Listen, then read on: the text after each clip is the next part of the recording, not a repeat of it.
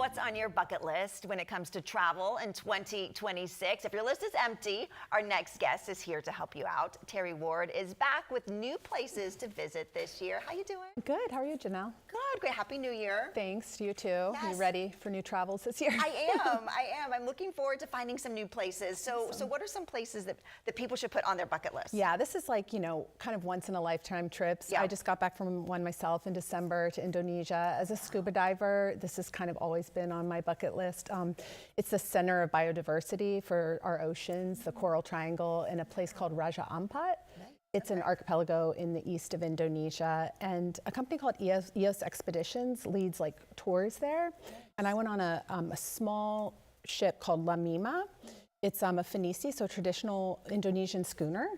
And they run trips all over Indonesia, but for divers and not divers too. You can do yoga on the beach. They have beach barbecues at night. We were out there singing. Have you ever heard the rain one night? Oh my, that's amazing. Yeah, so just really amazing part of the world and really bespoke experiences in Raja Ampat, Indonesia. Okay, yeah, that's something I never would have thought of. So Right. and it's probably good to do it in a tour. Yes, absolutely. Setting. And they had told me the last charter was two couples from Tampa. So I Really? thought that was really cool. That is small world. It is, right? I know. at the end Okay, of the so world. Indonesia and then Polynesia. French Polynesia, also a lot of people call it Tahiti. The archipelago of French Polynesia is massive. It stretches all across a size of ocean the size of Western Europe. So there's places to go beyond Bora Bora here, which is Right. most people think of. Everyone as thinks of that, overwater right? Yeah. bungalows. Definitely bucket list. You can go out to some of the outer islands, the Tuamotus, the Austral archipelago. There's several different island chains there. And again, you can cruise it or you can do a land-based tour. This is Moorea, another island you can just take a ferry to get over to from the main island, Tahiti. Again, it's great for snorkeling, diving, really everything, culture. That's where the Moana film was based. Right. Bring the kids. Oh. So you could bring the kids there. Oh, absolutely. I can't wait to go with mine. Yeah. Oh, that sounds amazing. Okay, so the next one is Alaska. Yes, Alaska is another place a lot of people go to on a cruise the first time, then think, I want to go back. Summer's an amazing time to go. They have 8 national parks. Only 3 of them are accessible by road, so the joys are really in the journey, like flight sea into them.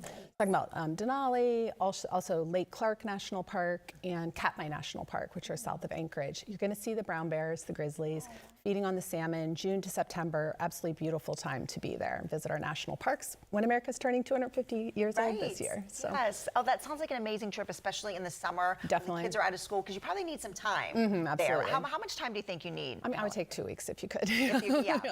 These are during vacation Yes. we're talking about, right? We are, yeah. Okay, perfect. Okay, so the next one is Switzerland, where I went to this past summer. Right, awesome. So winter ski trip. We have this nonstop flight, as you know, to Yes. Zurich on Edelweiss. Leaves at 8 at night. You wake up in Zurich. 2.5-hour train ride away, and you're in some of the most beautiful mountains in the world, the Alps. You can go skiing or you can go sledding. My friends and I are going next week for our 50th birthdays, and fun. not all of us ski. Yeah. So I've lured them with sledding, which everyone can do. Let me tell you, it's pretty hardcore though. Okay. It's really fast and really adventurous. I was and going to really say, fun. that looks just as dangerous as skiing. And the town of Grindelwald is adorable. It's one of those storybook is. Swiss villages. You've been. Well, like I said, I went in the summer, but to see it in the winter in the snow, that's probably absolutely. magical. Oh, it is. It is. In a hot tub, looking at the Alps. Yeah. So besides Grindelwald, any other cities you recommend in Switzerland? Well, Zurich is amazing. yeah. You like it too. It's the biggest city in Switzerland, or along with Geneva, I think. Yeah. It's a Swiss-German city, and it's again small enough to walk around on foot or Right. take their really That's what I great loved. public You could transport. Walk around there. Yeah. Okay, so after that, Sweden. Yes, now this is it's another bucket list year for the Northern Lights. It's on a lot of people's lists of things to see in a lifetime. You have to go all the way north in Sweden, up into Swedish Lapland. You're going to be looking for the lights at night. During the day, dog sledding, Okay. reindeer sledding they even have, huddling around warm fires in Lavus, which is the traditional Sami, the indigenous people of Northern Europe's traditional homes. Yeah. From back in the day, and also just look up at the sky every night. You can go skiing there. Yeah. This is Swedish Lapland. You're way far north. You're in the Arctic. Okay. It's also famous for the ice hotel, where they carve right. these rooms out of ice blocks from the river. Yeah. So harder to get to, A little bit, yeah. You got to fly to Stockholm, and then one flight north to Kiruna. but worth it. Absolutely worth it. Yeah. Worth it. And this is the year. The This Aurora. is it. Yeah. Okay. So cool. Okay. So how can we follow you on your many travels? What's the best way? I'm on Instagram at Terry Ward Writer. Terry Ward Writer. Thank you so much. Great to Thank see you again. Thank you for having me.